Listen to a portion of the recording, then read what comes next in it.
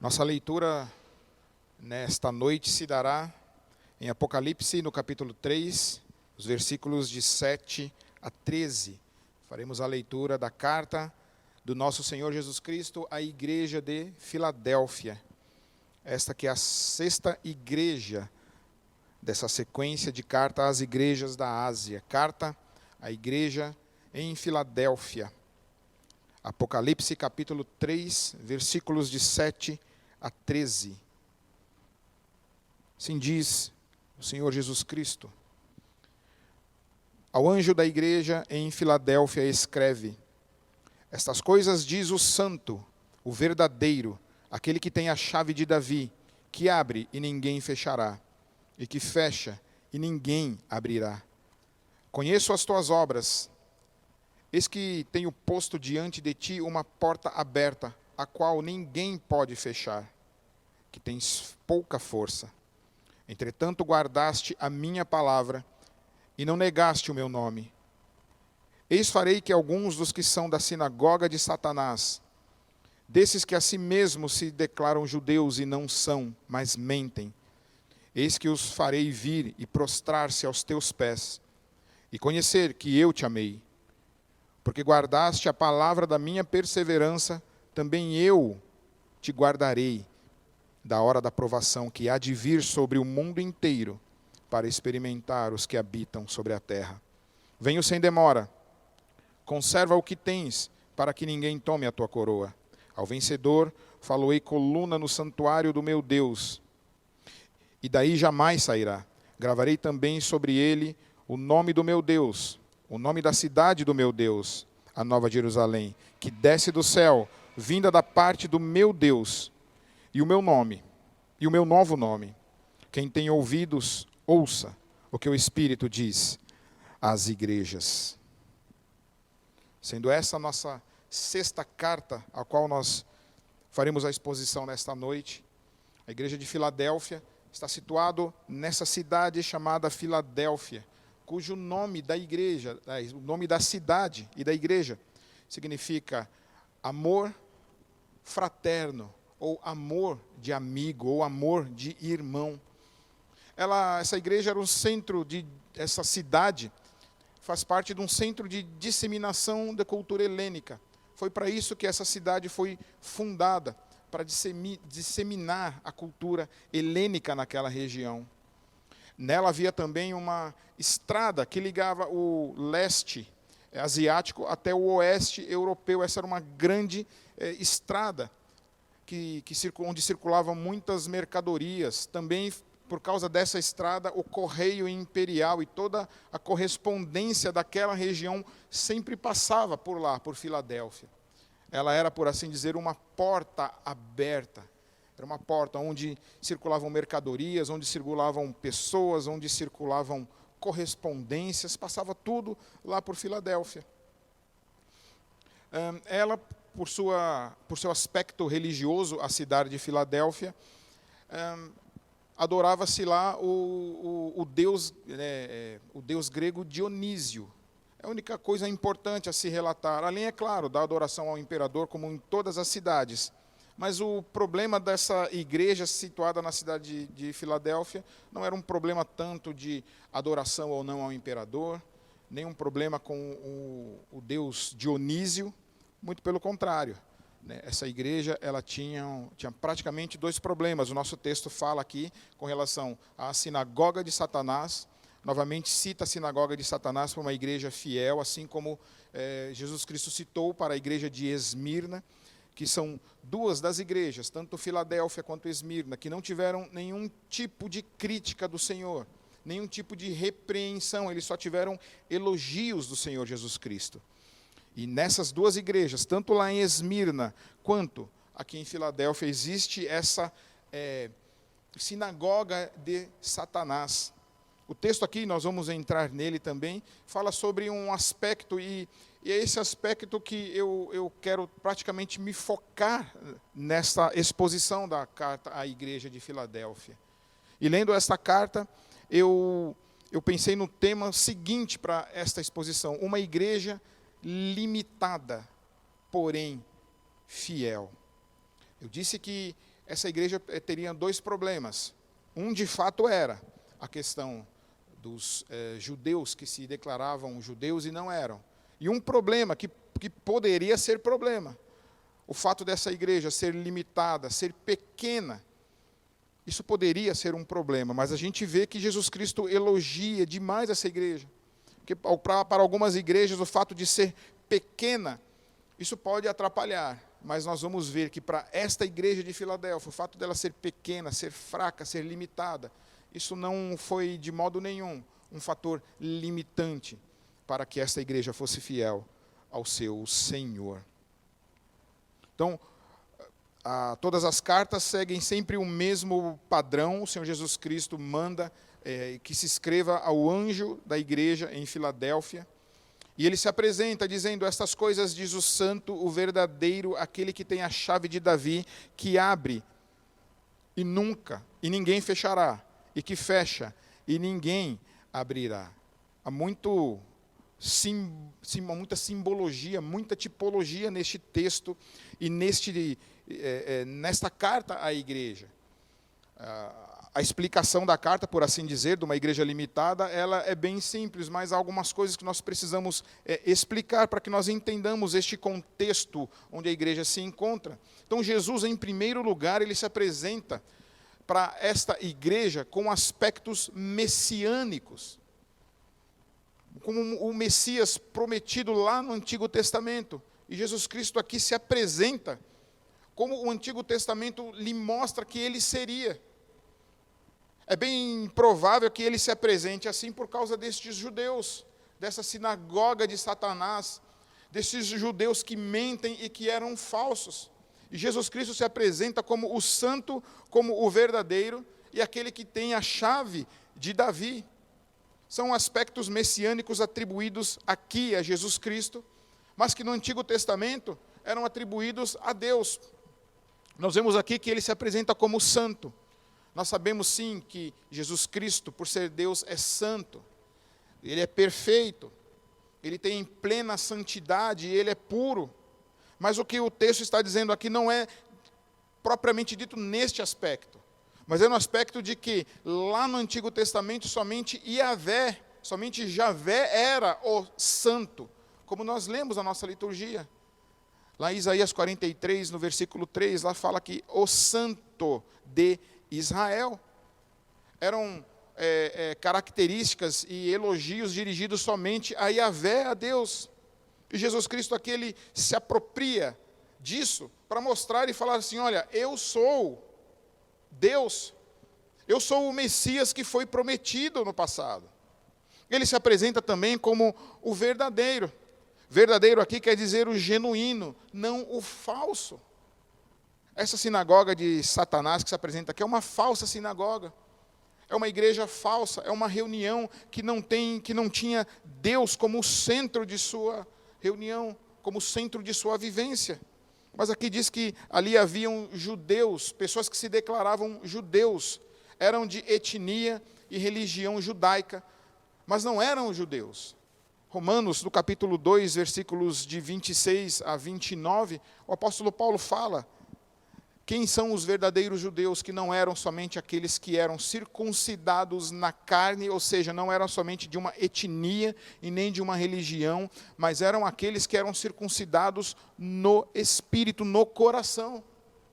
Então Jesus Cristo, aqui ele mostra que essa sinagoga era falsa, mas que ele era o genuíno Messias, o verdadeiro, o confiável. No Antigo Testamento, a palavra verdadeiro, quando era atribuído a Deus, tem sempre essa conotação de ser fiel e de ser confiável. Jesus Cristo aqui mostra mais uma vez, como ele mostra nas cartas, que ele é Deus, de que ele tem as mesmas características de Deus, de que ele é santo, de que ele é verdadeiro, ele é confiável, porque ele cumpre as suas promessas. E porque nele, a plenitude das promessas e profecias do Antigo Testamento tiveram cumprimento em Jesus Cristo, porque ele era o Messias que havia de vir. E com certeza esta sinagoga de Satanás, aqueles que se diziam judeus, olhavam para aquela igreja pequena e se vangloriavam em cima dela, o perseguiam, causavam problemas para eles. Talvez olhasse para a condição e situação financeira deles e diziam, não é possível que o Messias esteja aí nessa igreja. Mas Jesus Cristo mostra que estava, não estava na religião judaica, no judaísmo, por assim dizer, mas estava naquela igreja a qual ele olha, a qual ele conhece. O texto também fala da chave de Davi. Jesus Cristo diz para aquela igreja que quem diz estas coisas é aquele que tem autoridade. Mais uma vez aqui um aspecto messiânico, ele tem toda a autoridade. É ele que tem as chaves da morte, quem tem as chaves do inferno é o Senhor Jesus Cristo. Ele tem toda a autoridade no céu, na terra, embaixo da terra e em todo lugar. Toda a autoridade lhe foi dada por Deus. E essa autoridade dada por Deus, e o texto aqui, ele fala praticamente uma transcrição do texto de Isaías, capítulo 22, versículo 22. Se você abrir lá, você vai ver, e o contexto lá fala sobre um administrador chamado Sebna, um administrador infiel. E Deus tira essa administração de Sebna e passa para Eliaquim, filho de Ilquias, que seria esse que teria este governo do reino, esta chave do reino, ele teria toda a autoridade sobre o reino daquela época. Sobre Jesus Cristo está o governo, sobre os seus ombros está o governo. É Ele quem governa sobre todas as coisas, sobre tudo e sobre todos. Não há nada neste universo que escape ao governo do Senhor Jesus Cristo. Não há nada. As suas igrejas estão sob as suas mãos. As cidades às quais Ele dirige esta carta estão sob suas mãos. Tanto que Jesus, quando Ele fala com as igrejas, Ele não somente fala de aspectos da igreja, mas fala de aspecto de toda a região. Ele conhece tudo, conhece todas as coisas. Ele segue dizendo, conheço as tuas obras. Nós já temos falado disso todas as cartas. As 5 cartas anteriores, o Senhor Jesus Cristo diz, conheço as tuas obras. Esse conhecimento, essa onisciência de Jesus Cristo, que pode nos causar até certo pavor, porque Ele conhece de tudo que a gente faz, mas deveria produzir em nós segurança em Jesus Cristo. Esse que governa sobre todas as coisas, o Messias verdadeiro, aquele que conhece qual é a verdadeira sinagoga, qual é a verdadeira igreja, e que colocou inclusive à prova estes, assim como fez em Esmirna, que se dizem judeus e não são, mas são sinagogas de Satanás. Como nós dissemos lá na carta de Esmirna, todos aqueles que se levantam contra a igreja, seja o que for, seja religião, seja governo, seja a própria igreja, se levantar contra a igreja de Cristo, ela é um instrumento de Satanás, não importa aquilo que ela confesse. E Jesus Cristo se apresenta em primeiro lugar como o Messias, como aquele que havia de libertar o povo de Deus dos seus pecados. Não faz parte aqui do nosso escopo, da nossa exposição, mas o Messias que os judeus esperavam naquela época era aquele Messias guerreiro, libertador, que viria montado no cavalo e com uma espada para libertar o povo de Deus, o povo judeu, do jugo de Roma e todo o seu jugo. Mas não foi assim que o Messias veio. O Messias veio para salvar o povo de Deus dos seus pecados e para constituir para Ele reino e nações. O versículo de número 8 prossegue o Senhor dizendo que conhece as suas obras. O Senhor vai tem aberto diante deles uma porta que ninguém pode fechar, porque é o Senhor Jesus que tem essas chaves. Mas o Senhor Jesus Cristo também avalia aquela igreja como eles tendo pouca força. Entretanto, guardaste a minha palavra e não me negaste. Olha que interessante. Comparando também com a igreja de Esmirna. A igreja de Esmirna era pobre. Mas Jesus Cristo diz a ela, mas tu és rico. Aqui é uma igreja que tem pouca força. Mas aqui diz que ela guarda a minha palavra. E o valor da igreja não está naquilo que ela tem de bens materiais, nem o número da sua membresia, mas aquilo que só o Senhor Jesus Cristo olha. Que foi uma igreja fiel, que guardou a palavra e não negou a Jesus Cristo, mesmo em meio às dificuldades, mesmo em meio à perseguição, mesmo em meio a tribulações. Quando o texto diz que ela tem pouca força, a impressão que se tem do texto é que ela era pouco numerosa, que ela era pobre, de que ela não tinha tanta visibilidade. Talvez os judeus, a sinagoga dos judeus olhasse para aquela igreja e visse ela como tendo pouca expressão, uma igreja talvez inexpressiva. Mas Jesus é aquele que olha aquela igreja. Jesus é aquele que sabe o valor real de que cada igreja tem, de que cada membro daquela igreja tinha. Essa igreja não tem repreensão do Senhor Jesus Cristo. Que interessante, uma igreja que apresenta pouca força, e Jesus Cristo sabe mesmo. Ela não deveria ter um templo suntuoso, devia ser uma comunidade que vivia de uma forma bem simples e singela, não havia pompa, deveria passar necessidade, talvez fora da igreja ela não tivesse tanta voz assim. Essa é a análise que Jesus faz daquela igreja, mas ele olha para aquela igreja, para o coração e o cerne daquela igreja, e vê que aquele conjunto de pessoas que se reuniam para proclamar o nome do Senhor, eles haviam guardado a sua palavra, e eles não haviam negado a Jesus Cristo. Quando o texto diz que essa igreja guardou a sua palavra, nós podemos pensar em duas implicações. Primeiro, que eles retiveram essa palavra, que eles guardaram essa palavra no seu coração, e era, por assim dizer, a sua maior riqueza. Eles não tinham outra riqueza, eles não tinham uma igreja numerosa, não tinha onde se segurar, mas somente em Deus. Eles guardaram a sua palavra no coração, como diz o texto, para não pecar contra o próprio Deus, como pecar contra Cristo.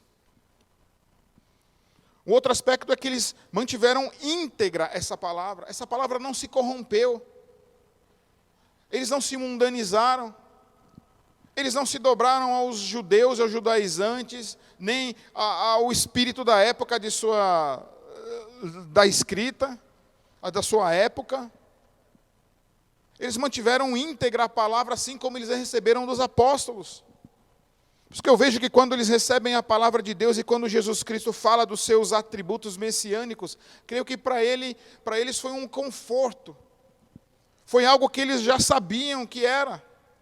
E quão triste é quando nós vemos igrejas ou pastores ou grupos de pessoas que se desviam da palavra de Deus, como nós vimos nas outras cartas. Igrejas que foram fundadas sobre um firme fundamento, mas com o passar do tempo elas se desviam.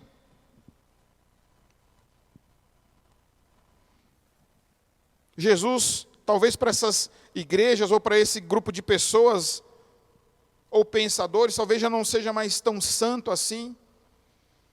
Talvez a palavra de Deus não seja, talvez a palavra de Deus, por assim dizer, mas apenas uma mensagem. Começam a questionar os ensinos pétreos da palavra de Deus, de quem Deus é, do seu poder, da sua soberania. Começam a achar erros na Bíblia e confrontar esses erros de uma forma equivocada. Esses são os que desviam da palavra de Deus, que não guardam essa palavra. Talvez a palavra de Deus já não seja inerrante, Talvez falar de inerrância já seja fora de moda.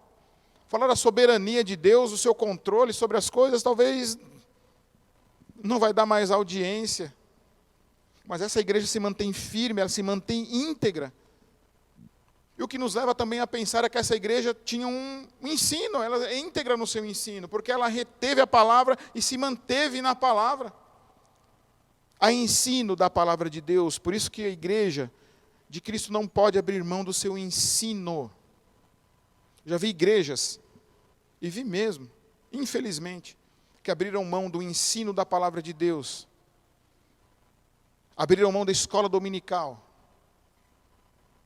E começou a cair em ruína.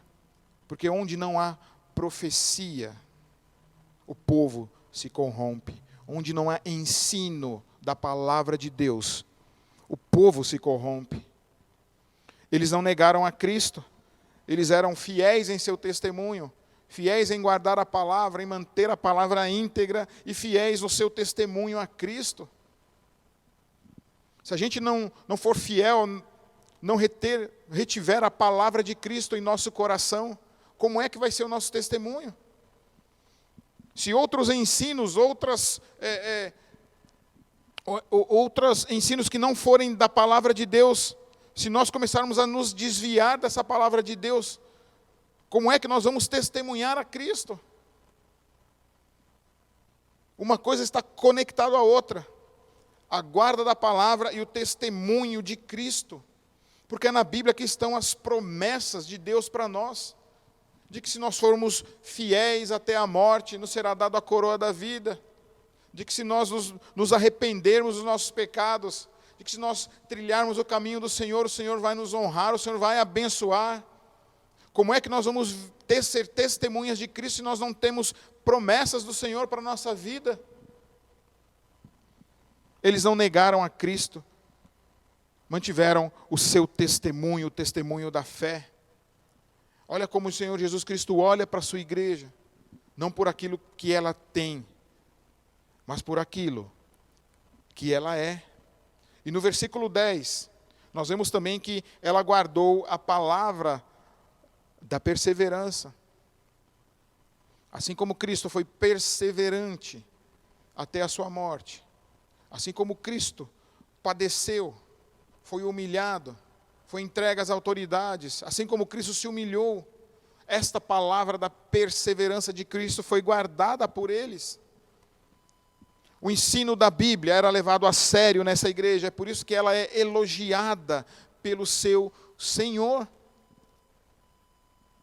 Não há outro elogio a essa igreja, a não ser uma igreja fiel ao seu Senhor, uma igreja limitada, uma igreja sem recursos, mas fiel, uma igreja com limitações, com dificuldades, mas uma igreja operosa diante do seu Deus.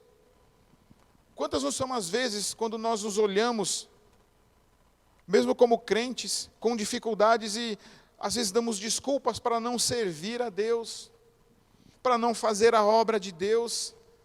Mas essa igreja não, ela não via dificuldades mesmo, tendo limitações reais. Possível se essa igreja estivesse hoje no nosso contexto, talvez eles nem tivessem uma câmera para transmitir os seus cultos. Talvez não pudessem fazer uma live de quarta-feira. Talvez não conseguissem mandar e-mails. Eu fiquei pensando como essa igreja aqui se viraria neste momento. Com certeza, as suas limitações não os impediriam de continuar firmes na palavra de Deus e pregar a palavra de Deus. E eles deveriam sim continuar pregando a palavra de Deus, porque é isso que o Senhor Jesus Cristo diz a eles, que colocou diante deles uma porta aberta. E diz que ninguém pode fechar. É esse Jesus que tem autoridade, que tem essas chaves, abriu essa porta para que eles pregassem o Evangelho do Senhor. E por quê que a gente pode pensar que essa porta aberta é uma porta para a pregação do Evangelho. Porque no Novo Testamento, todas as vezes que aparece que uma porta foi aberta, veja em Paulo, Paulo fala que ele orava ao Senhor para que as portas se abrissem para a pregação do Evangelho. Isso nós vemos em Colossenses 4, versículo 3, quando ele ora para que seja aberto as portas à pregação do Evangelho. Em Atos, no capítulo 18, versículo 9, mesmo em tantas dificuldades, o Senhor diz a ele numa visão: não temas, porque Deus ainda havia muito povo ali naquela cidade, e que a ele seria dado pregar o Evangelho, uma porta aberta. Essa cidade que tinha as portas escancaradas, que era uma cidade missionária, por assim dizer, para divulgação e disseminação da cultura helenística, onde passavam carros, iam e vinham gente. O Senhor abre uma porta ali naquela cidade, mesmo em meio às dificuldades e às limitações daquela igreja, para que lhes fosse dado pregar a palavra de Deus. Nós temos dito, todas essas cartas, a dificuldade que era ser cristão naquela época. Penso que mesmo o Senhor Jesus não falando de outras dificuldades deles, mas com certeza eles tinham dificuldades pelo simples fato de serem fiéis a Deus. Mas eles deveriam aproveitar essa oportunidade de que o Senhor Jesus Cristo havia aberto as portas para que o Evangelho de Jesus Cristo fosse pregado naquele lugar. Quando li sobre essa porta aberta, essa grande oportunidade, pensei também sobre nós, nos dias atuais. A grande oportunidade que nós estamos tendo de pregar a palavra de Deus nesta pandemia. Quantas igrejas não estão nas redes sociais? Eu tenho testemunho dos meus colegas que todas as igrejas se adaptaram para transmitir os seus cultos de forma online, de pregarem a palavra através das redes sociais. E creio que todos nós estamos aproveitando essa oportunidade. As igrejas têm investido nisso. Nunca se pregou tanto a palavra nessa grande rede, nessa grande via de comunicação como se tem tido hoje. E é assim que deve ser mesmo, essa oportunidade nós temos que nos agarrar a ela e entrar de cabeça e pregar a palavra de Deus, porque o Senhor tem povo ainda dele que precisa ouvir da sua palavra. Mas eu também penso, meus irmãos e minhas irmãs, sobre o meu compromisso individual de pregar a palavra de Deus. Como instituição, como igreja, nós pregamos sim, mas e para alcançar o meu vizinho? E para alcançar o meu amigo? Aqueles aos quais muitas vezes a igreja, os irmãos, o pastor não conseguem chegar, é somente você que pode chegar. Deus tem aberto uma grande oportunidade de pregação da palavra nos dias atuais, e assim como essa igreja não perdeu essa oportunidade, nós não podemos perder essa oportunidade. Conversava com uma pessoa há cerca de um mês, 2 meses atrás, não me recordo direito, mas ela se declarou que não cria em Deus, seguia o ateísmo. E conversando sobre aspectos da pandemia, e eu falei para ela que por vezes o meu coração ficava apertado, mas eu orava a Deus, colocava diante de Deus as minhas angústias e me sentia aliviado. E ela me disse que ela não conseguia entender como isso funcionava. Uma oportunidade de falar da palavra de Deus para aqueles que estão com o coração angustiados. E eu pude pregar a palavra de Deus, pude falar de Jesus Cristo. Pude até indicar livro para que ela lesse, para que ela pudesse entender. Para que ela pudesse compreender algumas coisas. Falei do amor de Cristo, falei de Deus. Falei que ela poderia experimentar também aquilo que eu estava experimentando. Que mesmo que eu pudesse ficar doente, mesmo que alguma coisa acontecesse, mas que a minha vida não me pertencia, mas pertencia a alguém muito maior. Aquele que é santo, pertence àquele que é verdadeiro, aquele que me conhece como ninguém me conhece. Precisamos aproveitar as oportunidades. Talvez o coração do seu vizinho, do seu colega de trabalho, esteja mais fértil nessa época e é hora de pregar. Pregar, quer seja tempo, quer seja fora de tempo.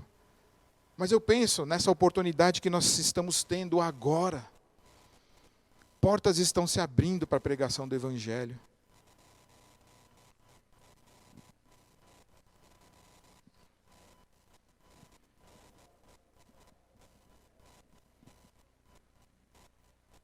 Para essa igreja fiel, o Senhor também demonstra o seu amor. O Messias, para essa igreja fiel, que é desafiada a aproveitar uma excelente oportunidade, essa igreja limitada, essa igreja sem recursos, e que o seu único recurso é só a palavra de Deus, é só a sua fidelidade. Ele diz que diante destes que se declaram judeus, mas mentem, esses que fazem parte da sinagoga de Satanás, ele vai prostrar alguns destes, aos pés dessa igreja, para que eles conheçam que Jesus Cristo ama a sua igreja. Novamente é feita uma referência ao Antigo Testamento, a Isaías, capítulo de número 60, versículo 14. Mas o Messias, Jesus Cristo diz aqui que vai provar para eles de que ele ama a sua igreja. E o amor que ele demonstra não é um amor filéu, de Filadélfia, mas é um amor ágape, é o amor de Deus, é um amor consumado, é um amor completo e total pela sua igreja. Essa igreja que é fiel, ela prova do amor de Cristo, prova do seu cuidado também, porque Jesus Cristo promete cuidar da sua igreja na hora da provação. O versículo de número 10 diz: porque guardaste a palavra da minha perseverança, também eu te guardarei da hora da provação que há de vir sobre o mundo inteiro, para experimentar os que habitam sobre a terra. Essa igreja fiel, prova do cuidado e prova do amor de Cristo por ela. Jesus Cristo é o nosso socorro bem presente, no meio da tribulação, no meio da angústia. Ele é aquele que nos protege. Ele é o guarda do seu povo. Ele é aquele que não dorme, não dormita, não cochila. Ele é aquele que nos conduz em todos os caminhos. É aquele que no momento da provação está junto com o seu povo. E Jesus Cristo aqui promete para esta igreja que porque ela foi fiel e guardou a palavra da perseverança, ele também iria guardar na hora da provação que haveria de vir, e viria. Que cuidado o Senhor Jesus Cristo tem com a sua igreja fiel. Nós temos provado do seu cuidado nestes dias. No começo da pandemia nós pregamos muito sobre isso, sobre esse cuidado de Deus para fortalecer a nossa fé, e novamente isso aparece aqui, porque a provação viria, a dificuldade viria, mas aquela igreja deveria ter a certeza de que Jesus Cristo estava com ela, de que Ele cumpre as suas promessas, e de que por causa da sua fidelidade ela poderia descansar em Cristo Jesus, de que ela poderia ficar não tranquila e sossegada, mas que ela teria certeza do cuidado do Mestre sobre ela.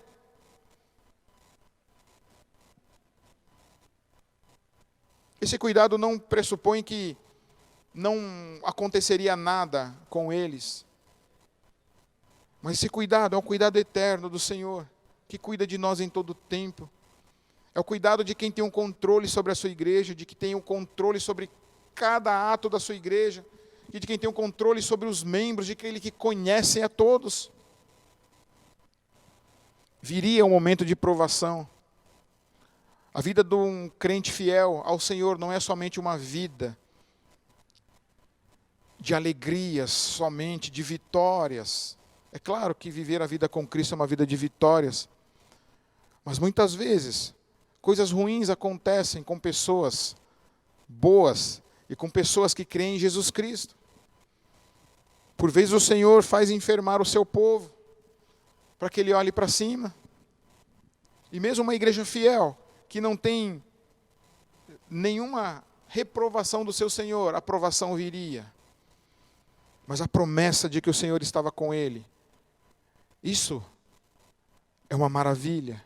Isso é maravilhoso. Saber que Cristo está conosco em todos os momentos da nossa vida. Ele vem em nosso auxílio. No versículo 11, quando ele diz, venho sem demora, aqui não parece ser um aspecto escatológico ou somente para o final, como a sua vinda, para levar o seu povo, para trazer os novos céus e nova terra. Mas é que ele, sem demora, iria socorrer o seu povo das suas aflições. Nós temos uma proteção garantida do Senhor. E a maior das suas proteções não é uma proteção física, material, mas é de não provar do dano da segunda morte. Ainda que venha a morte, mas nós sabemos que estaremos seguros nos braços do nosso Deus. Estaremos seguros em Jesus Cristo, o nosso Senhor. E são essas verdades que estão no coração dessa igreja fiel, dessa igreja pequena, dessa igreja pobre, sem recursos, com muitas limitações, mas que é encontrada pelo seu Senhor, sendo uma igreja fiel a Ele. Esse é o raio-x que o Senhor faz da sua igreja. Esse é o diagnóstico de Cristo para a sua igreja. Ele não olha só as exterioridades, aliás, ele olha só o que está no coração, só aquilo que pulsa.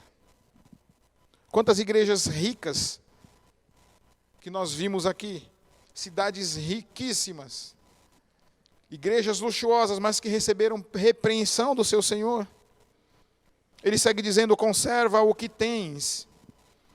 Essa é a mesma palavra para a igreja de Pérgamo. Conserva o que tens. Lá em Pérgamo, aquilo que eles tinham não era suficiente para eles. E o que eles tinham? Que era para eles conservar? Somente a Cristo Jesus. E é exatamente o que essa igreja deve fazer. Conserva o que tens. O que ela tem? O que ela apresenta aqui? Senão a sua fidelidade a Jesus Cristo. Senão que ela continue honrando a Cristo. Senão que ela continue nos passos de Cristo. Senão que ela continue essa igreja fiel. Que ela não se venda.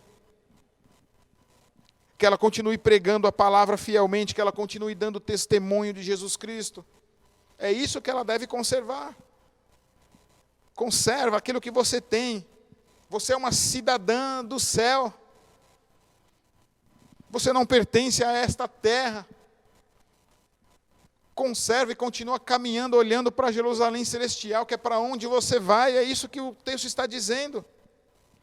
Continue honrando ao Senhor, porque o Senhor vai te honrar.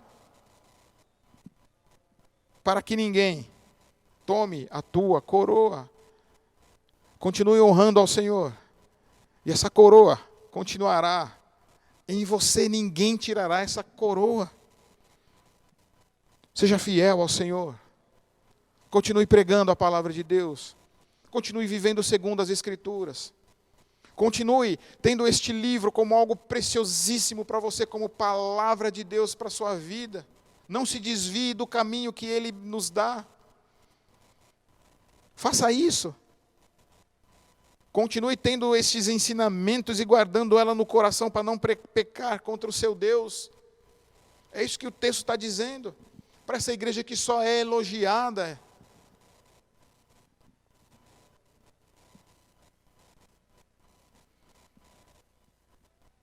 Que igreja é essa? Talvez nós passássemos por essa igreja de Filadélfia, caminhando pelas ruas da cidade, talvez nós olhássemos para ela e talvez dizíamos assim, essa igreja está pobre, não tem ninguém nessa igreja. Talvez alguns olharam e disseram, essa igreja vai morrer, olha como está minguada.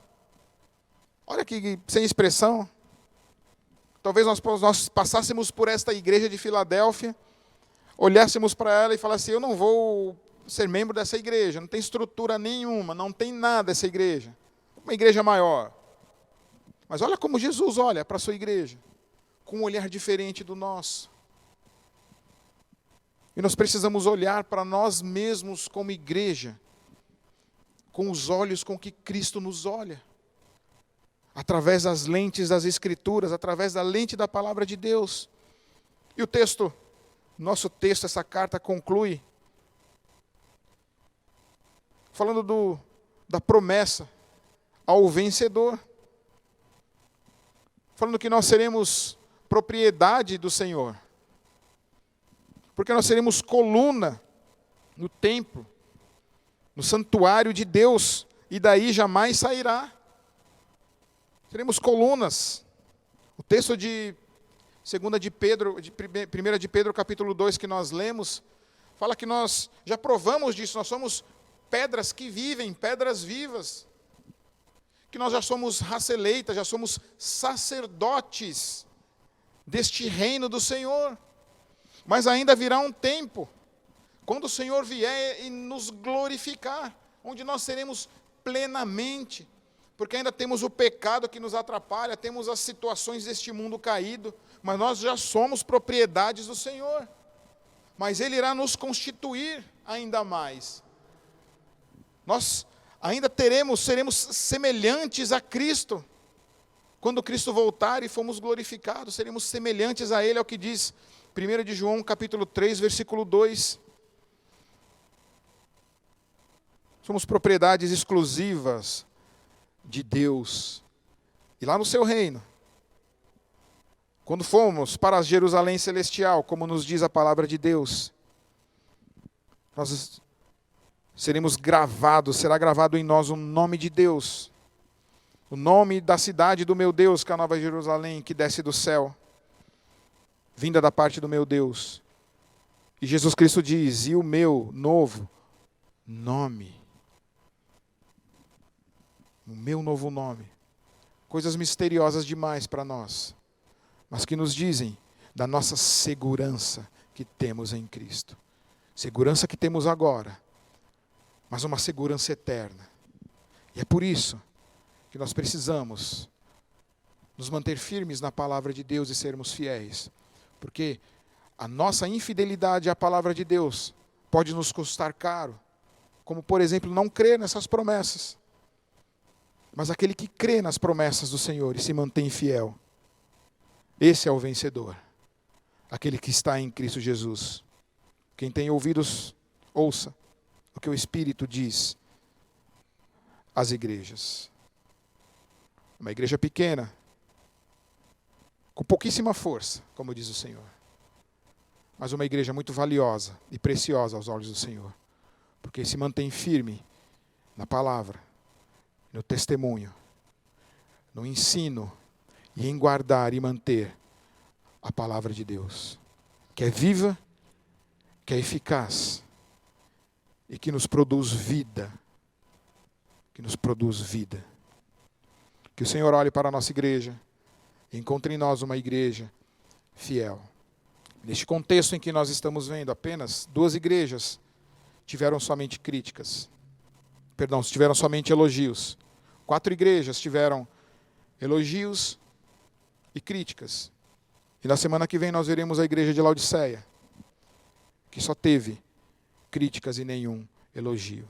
Que o Senhor olhe para a nossa igreja e por meio de Cristo nos elogie, não como uma igreja perfeita, mas uma igreja que se mantém fiel à palavra de Deus. A igreja de Esmirna, a promessa foi ser fiel até a morte. Continue fiel. E a essa igreja que já é dita por Cristo como fiel, a ela é dada que eles serão colunas no templo de Deus, no santuário de Deus, e propriedade exclusiva do nosso Senhor. Que possamos ser vistos como essas 2 igrejas, Filadélfia e Esmirna, não para nossa glória, porque essas igrejas eram pobres, mas elas eram vistas como preciosíssimas aos olhos do seu Senhor. Vamos orar. Pai Santo, colocamos-nos, ó Deus, diante do Senhor como igreja, como aqueles que precisam, ó Deus, do Teu auxílio, como aqueles que precisam, ó Deus, do Teu Santo Espírito, do poder da Tua Palavra, para que possamos nos manter firmes, ó Deus. Nós te pedimos que Tu nos ajude a que venhamos, ó Deus, a continuar sendo fiel ao Senhor, ó Pai. Ser fiel a Jesus Cristo no testemunho e na vida. A ser fiel ao Senhor, ó Deus, não abandonando a Tua palavra, que é viva, que é eficaz, inerrante palavra de Deus, inspirada por Ti, ó Pai. Ajuda-nos, ó Deus, a nos manter fiel nisso, Senhor. Ainda que o espírito de nossa época possa dizer que não, Senhor. Mas que nós não vivamos pelo espírito da época, mas pelo poder do Teu Espírito Santo, ó Deus. Que é quem faz com que todas essas letras e sagradas letras que nós lemos, ó Deus, todos os dias, sejam cravadas no nosso coração e se tornem vida. Ajuda-nos a sermos fiel ao Senhor, ó Pai. Em guardar a palavra no nosso coração. No ensino dela, Deus, ensino da Tua palavra, Deus. Ensino puro. Ensinar somente, ó Deus, aquilo que diz a Tua palavra e tudo aquilo, ó Deus, que se coaduna a ela, Senhor, em nome de Jesus. Ajuda-nos, ó Deus, a ser fiéis, ó Deus, e perseverantes no Senhor, ó Pai. Em nome de Jesus, ó Deus. E que o Senhor olhe para a nossa igreja e nos veja assim, ó Pai. Uma igreja fiel ao Senhor. E que caminha, Deus, no poder da palavra e no poder do Teu Santo Espírito. Em nome de Jesus Cristo, Senhor da igreja, é que nós oramos e nos colocamos diante do Senhor, ó Pai. Amém.